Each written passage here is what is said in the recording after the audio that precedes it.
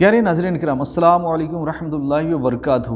میں آپ کے سامنے آج نکاح کے تعلق سے ایسا مسئلہ لے کر حاضر خدمت ہوا ہوں جس کا جاننا نہایت ہی ضروری ہے۔ بس آپ سے ایک گزارش ہے کہ آپ ہمارے یوٹیوب چینل حامد رضا آفیشیل کو سبسکرائب کریں اور اس ویڈیو کو دیگر لوگوں تک بھی پہنچائیں۔ تو پیارے ناظرین کرام، نکاح کے تعلق سے اب تک لوگوں کے ذہن میں بس یہی ہے کہ نکاح کرنا سنت ہے، لیکن نکاح کرنا ہمیشہ سنت نہیں ہوتا، بلکہ کبھی نکاح کرنا فرض بھی ہوتا ہے، کبھی واجب بھی، کبھی مکروہ بھی اور کبھی حرام بھی۔ تو اب ان چاروں صورتوں کو آپ کے سامنے میں پیش کرتا ہوں کہ کب نکاح کرنا فرض ہے، کب واجب، کب مکروہ اور کب سنت مؤکدہ اور کب حرام ہے۔ یہ 4-5 صورتیں جو آپ کے سامنے میں پیش کرنے چاہ رہا ہوں، تو آخر تک اس ویڈیو کو دیکھیں، انشاءاللہ نہایت ہی جانکاری کی چیزیں آپ تک پہنچیں گی۔ تو نکاح کرنا سب سے پہلے یہ دیکھیں کہ فرض کب ہوتا ہے۔ نکاح کرنا فرض اس وقت ہے کہ نان و نفقہ دینے پر قدرت رکھتا ہے، یعنی ان کے پاس اتنی حیثیت ہے کہ نان و نفقہ بیوی کا وہ پورا کر سکتا ہے، لیکن اس کے ساتھ شہوت کا اتنا غلبہ ہے اور انہیں یقین ہے کہ اگر نکاح نہ کروں تو گناہ میں ملوث ہونے کا یقین ہے، کہ گناہ میں ملوث ہو ہی جائے گا، زنا میں مبتلا ہو ہی جائے گا، تو اب ایسی صورت میں نکاح کرنا فرض ہے، یعنی اب اگر نکاح نہیں کرتا تو وہ گنہگار ہوگا۔ اور واجب کی صورت یہ کہ نان و نفقہ دینے پر قادر ہو، لیکن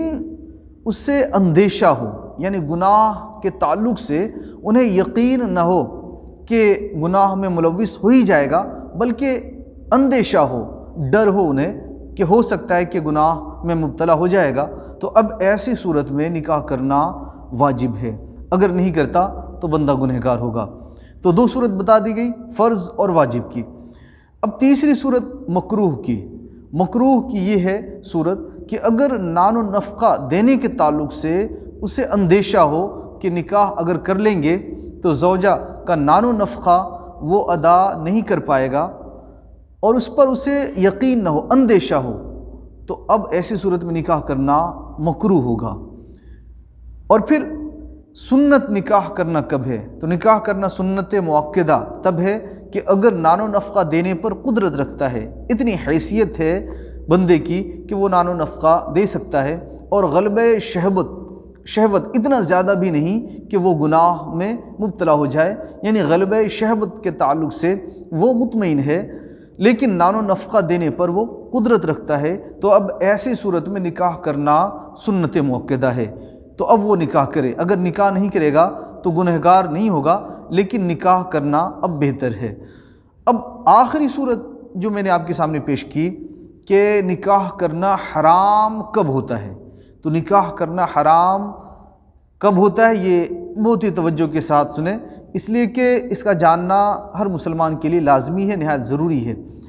اب اگر کوئی بندہ اس حیثیت کا نہیں کہ وہ اپنی زوجہ کا نان و نفقہ ادا کر سکے، اور اس نان و نفقہ ادا کرنے پر قادر نہ ہونا، اس بات پر اسے یقین ہو، یعنی مکمل مستحکم یقین ہو کہ میں اپنی زوجہ کا نان و نفقہ ادا نہیں کر پاؤں گا، یقین کے ساتھ انہیں معلوم ہو، تو اب ایسی صورت میں وہ بندہ نکاح نہیں کر سکتا۔ ایسی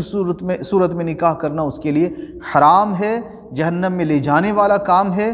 لہٰذا اب ایسی صورت میں وہ روزہ رکھے اور اپنی شہوت کو مارے۔ یہ سارے مسئلے بہار شریعت میں تحریر کیے ہوئے ہیں، وہاں جا کر تفصیل کے ساتھ آپ دیکھ سکتے ہیں۔